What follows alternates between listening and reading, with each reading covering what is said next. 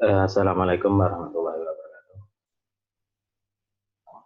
Baik, kita lanjutkan ya. Ini materi yang terakhir terkait dengan pemanfaatan tumbuhan untuk alat rumah tangga, bahan bangunan, dan kerajinan. Materi terakhir maksudnya eh, sumber referensi yang kita pakai di sini ya. Kan ada 3 kemarin. eh, ada 3 dan ini adalah sumber yang kita kaji yang terakhir, yaitu dari jurnal Biospesies yang terbit pada bulan Juli 2014 ya. Judulnya adalah Kajian Etnobotani Peralatan Rumah Tangga Suku Anak Dalam di Taman Nasional Bukit 12 Kabupaten Sarolangun, Jambi.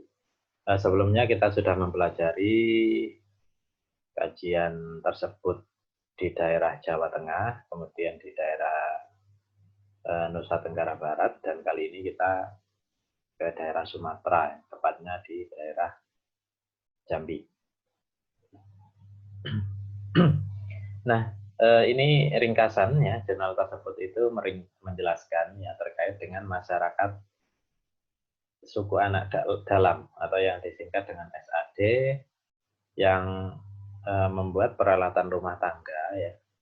Jadi namanya membuat itu kan mulai dari proses awal sampai akhir yang meliputi memotong, mengikis, mengukir dan seterusnya ya sampai jadi alat rumah tangga atau kerajinan itu. Nah, dan yang menarik adalah pengetahuan terkait keterampilan tersebut, yaitu diwariskan secara turun-temurun ya, pada suku anak dalam tersebut. Kemudian bahan dasarnya untuk peralatan rumah tangga itu kan berasal dari tumbuhan-tumbuhan yang diperoleh dari hutan dan sekitarnya. Nah, kemudian dari total yang dipakai itu diketahui ya bahwa untuk peralatan rumah tangga tersebut berasal dari 20 jenis tumbuhan yang termasuk dalam 12 famili ya, dan yang paling dominan itu berasal dari famili Arecaceae ya. Ini ringkasannya ya. Detailnya bagaimana kita bisa lihat di slide berikutnya.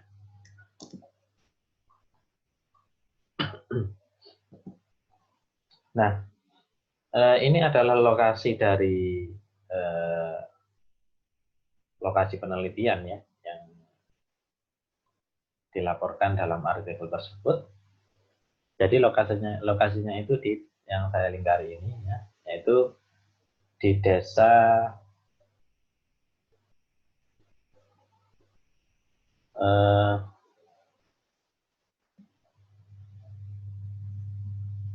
mana ya desanya kok tidak kelihatan. Yang jelas suku anak dalam ini masih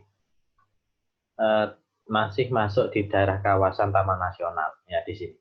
Jadi masuk dalam kawasan Taman Nasional Bukit 12.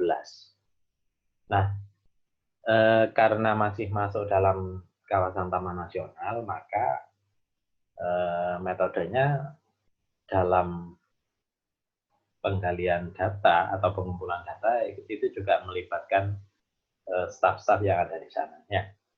Dan metode yang dipakai adalah yang pertama wawancara mendalam atau in-depth interview ya, in-depth interview, kemudian observasi partisipasi aktif, dan juga studi literatur dari sumber-sumber yang lainnya ya. Ini mungkin terkait dengan diskusinya.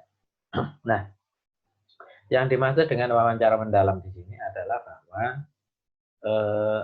wawancara yang dilakukan ya sama seperti dua sumber sebelumnya ya, namanya wawancara. Pasti di situ ada pertanyaan-pertanyaan yang sudah disusun, sudah terstruktur. Kemudian mereka juga dalam metode pengambilan data ini itu menggunakan informan kunci juga. Informan kunci itu mulai dari kepala suku, kemudian beberapa orang-orang penting yang ada di apa istilahnya itu di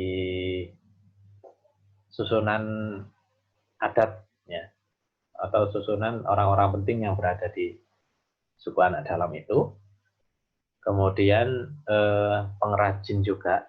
Jadi yang membuat peralatan dari rumah tangga itu nanti juga menjadi informan kunci. Sekaligus di sini sudah saya sampaikan sebelumnya, yaitu staf Taman Nasional Bukit 12 ini. Jadi semuanya terlibat ya, semua orang-orang penting di sini terlibat, mulai dari kepala suku dan bawahannya ya, pengurus adat maksudnya, kemudian pengrajin dan juga staf-staf Taman Nasional, itu semuanya terlibat. Nah, kita langsung saja lihat beberapa contohnya ya. Kita bisa lihat di sini. Nah, ini contoh-contoh gambar yang di artikel tersebut juga bisa dilihat. Jadi contoh alat rumah tangga suku anak dalam yang dibuat dari tumbuhan. Kita lihat saja langsung di sini ya. Ada A sampai G di sini. Ya, misalnya dan namanya ada di keterangan gambar di sini. Misalnya A ambung, kemudian B blebayon, kemudian C catu, D kopu, E nyiru, F tikar, dan G sumpit. Nah, ini contoh-contohnya ya, tapi di artikel ini kan hanya 7 yang ditunjukkan fotonya ya, hanya 7. Kalau di artikelnya itu ditunjukkan secara jelas di dalam tabel ya. Jadi silakan dibuka di PDF-nya itu nanti. Ya, di tabel itu dijelaskan semuanya ya. Mulai dari ambung sampai sumpit ini ya, ada semuanya. Dan yang saya tulis merah ini yang tidak ada gambarnya. Jadi tolong dicek juga di sini ya. Yang buluh, cangkai, kopu, dan hanton, kemudian sengkelat ini apa ya, bisa dilihat karena di artikel itu sudah jelas, sangat jelas pemanfaatannya. Nah, kemudian mungkin saya memberikan penjelasan saja sedikit yang ada di gambar ini ya. Misalnya gambar A ini kan namanya ambung. Ambung itu digunakan untuk menaruh atau sebagai tempat peralatan dan juga bisa karena ini bisa diangkat ya. Jadi tidak nempel di suatu benda apapun di sini. Ya semacam wadah saja. Makanya ambung ini juga bisa digunakan untuk membawa barang. Nah, selain tempat peralatan juga bisa membawa barang atau membawa peralatan. Bisa dimasukkan di sini. Nah, kemudian yang B, plebayon. Ya. Plebayon ini tempat lampu. Cuman kurang jelas saja gambarnya bagaimana. Tapi yang jelas ini digunakan untuk tempat lampu. Ya. Kemudian yang C adalah catu ya. C ini catu. Ya, kalau kita lihat memang seperti entong ya. Memang fungsinya di sini adalah sebagai pengaduk nasi atau pengaduk adonan itu bisa juga ya. Atau mengambil nasi itu bisa. Jadi ini fungsinya analog atau seperti entong kalau di kita ya. Kemudian yang D itu bisa dilihat. D itu adalah gambar kopu. Nah, kopu ini fungsinya sebenarnya bukan sebagai peralatan rumah tangga, tapi ini dimanfaatkan untuk sabun dan sampo. Jadi ini beda ya. Ini bukan alat rumah tangga, tapi semacam lebih mengarah ke pemanfaatan seperti kosmetik ya. Jadi untuk sabun dan untuk sampo. Nah kemudian yang ke E ini, E itu nyiru. Nah nyiru itu kan kita gunakan untuk menampi ya, menampi beras ya, menampi beras. Kemudian yang F itu tikar, ya, manfaatnya ya digunakan sebagai alas. Dan yang terakhir G ini adalah sumpit. Kalau sumpit ini itu biasanya disesuaikan manfaatnya atau fungsinya disesuaikan dengan ukuran. Ya, kalau ukurannya besar itu dia digunakan untuk tempat beras, kalau agak sedang atau kecil itu digunakan untuk tembakau. Jadi semacam tempat saja di sini fungsinya ya. Itu. Nah, yang lain bisa dicek di artikel yang saya tandai merah ini. Nah, kemudian dari kesemuanya yang disebutkan tadi, ya, dari kesemuanya yang disebutkan, bahan baku yang digunakan itu adalah atau berasal dari 20 jenis tumbuhan yang terdapat di sekitar tempat mereka tinggal gitu, dan juga dari hutan. Nah, kemudian bagian yang paling banyak digunakan dari 20 jenis tumbuhan itu adalah bagian batang. Ini persentasenya bisa dilihat di gambar 2. Ya. Yang paling banyak digunakan atau sekitar 70% itu adalah bagian batangnya. Bagian yang lain seperti kulit, getah, dan daun itu hanya sebagian kecil saja. Ya, itu. Kita lanjutkan. Peneliti yang tergabung dalam tim ini, mereka juga melihat atau ingin mengetahui sebenarnya bagaimana pengetahuan terkait dengan pembuatan alat-alat yang tadi, ya, alat-alat rumah tangga tadi oleh suku anak dalam. Nah, mereka menginterview lah, ya, maksudnya wawancara dengan penduduk atau informan kunci, ya, dalam hal ini. Nah, kemudian akhirnya mereka mendapatkan sebuah kesimpulan atau sebuah data yang menunjukkan bahwa keterampilan-keterampilan atau ilmu pengetahuan yang diajarkan atau yang didapatkan oleh mereka maksudnya oleh suku anak dalam itu ternyata berasal dari orang tua, dari saudara, ya, dan dari pengrajin. Nah, ketika dipresentasikan ternyata yang ilmu yang diturunkan, ya, pengetahuan yang diturunkan dari orang tua itu paling tinggi prosentasenya, ya, paling tinggi. Sedangkan pengrajin dan saudara itu sedikit prosentasenya. Nah, ini bagus ya sebenarnya. Artinya dari orang tua menurunkan ilmunya kepada anak-anaknya, ya, kepada anak cucunya. Kemudian mereka juga melihat kondisi yang ada sekarang, ya, karena ini penelitiannya dilakukan kurang lebih tahun berapa ini, artikel ini terbit itu tahun 2014, berarti penelitiannya ya sebelum itu gitu ya. Bisa jadi 2013, bisa jadi awal tahun 2014, ya, seperti itu. Nah, ternyata di sana modernisasi itu sudah masuk, ya, modernisasi sudah masuk, sehingga terjadi beberapa perubahan penggunaan. Maksudnya perubahan penggunaan itu ada pergeseran lah, ya, ada sedikit pergeseran. Contohnya di gambar ini, ya, kalau gambar A itu buluh, mungkin di slide sebelumnya tidak ada gambarnya, ya, buluh itu. Coba kita ya kita cross check, ya, buluh, cangkai itu kan tidak ada gambarnya. Nah, buluh itu seperti ini gambarnya. Nah, buluh itu seperti ini gambarnya, gambar A, dan buluh ini itu berasal dari bambu. Bambu itu kan tengahnya lubang, jadi ini dimanfaatkan, ya, sesuai dengan bentuknya, ya, dan juga sesuai dengan strukturnya, ya, bambu. Maka buluh ini itu dimanfaatkan oleh mereka, ya, untuk mengambil air. Jadi air dimasukkan di sini kemudian dibawa. Nah, tapi ternyata sekarang pada saat mereka meneliti itu sudah ada yang menggunakan jerigen, ya, menggunakan jerigen. Yang ini didapatkan dari mana? Ya dari pasar, ya. Mereka juga terjadi interaksi di pasar.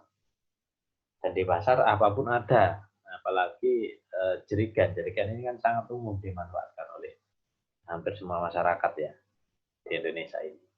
Nah, ini sudah ada yang menggunakan jerigen. Kalau dibandingkan dengan bambu, ya memang efisien jerigen, tapi ini kan dari plastik gitu loh, dan sudah tidak kental lagi ini anunya, apa namanya, budayanya kan gitu ya.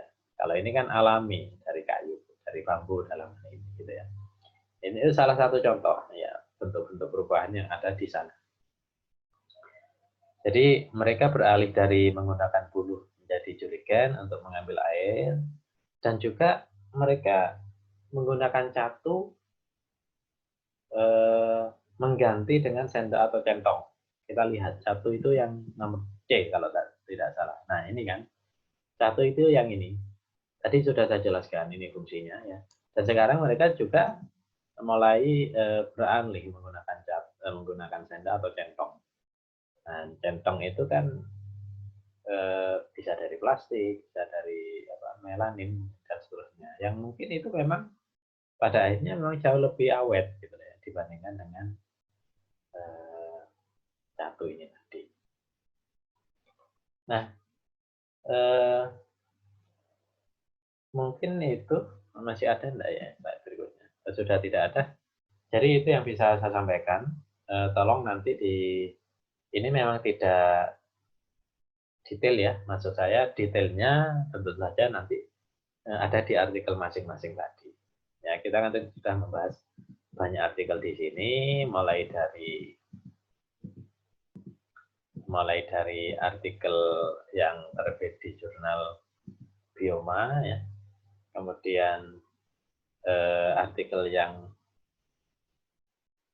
ada di Proceeding Seminar Nasional, dan juga artikel dari jurnal ketiga yaitu jurnal Biospesies. Nah, mungkin itu yang bisa saya sampaikan. Harapan saya ada pengetahuan terkait dengan bagaimana masyarakat di Jawa Tengah, di NTB, dan di Jambi itu bagaimana mereka memanfaatkan kearifan lokal yang ada di daerah sekitar untuk memenuhi kehidupan sehari-hari. Ya. Dan di jurnal yang ketiga kan sudah mulai ada pergeseran-pergeseran itu. Ya. Makanya sebenarnya perlu pembatasan sebenarnya kalau kita memang benar-benar ingin melestarikan. Maksudnya pembatasan interaksi sebenarnya. Atau lebih mengetatkan aturan adat, ya, lebih mengetatkan peraturan adat yang ada di sana. Artinya misalnya semua di daerah ini, misalnya daerah tertentu, ya, mungkin di daerah suku anak dalam tidak boleh ada yang menggunakan misalnya jerigen, tidak boleh mengenal apa namanya atau menggunakan alat elektronik, itu sebenarnya bisa ya, kalau tujuannya untuk melestarikan budaya. Karena kalau tidak ada usaha ya bisa-bisa nanti ya hilang juga gitu ya. Seperti itu. Nah, ini perlu kerjasama antara pemerintah daerah, pemerintah pusat, kemudian juga masyarakat yang ada di situ. Ya. Jadi harus sama-sama memahami dan sama-sama mendukung gitu, upaya tersebut. Oke, baik, mungkin itu yang bisa saya sampaikan. Tolong dipelajari lagi ya, karena ini merupakan bahan kuis kita ya uh, untuk topik atau untuk materi pemanfaatan tumbuhan untuk alat rumah tangga, bahan bangunan, dan kerajinan. Baik, mungkin itu. Terima kasih. Assalamualaikum warahmatullahi wabarakatuh.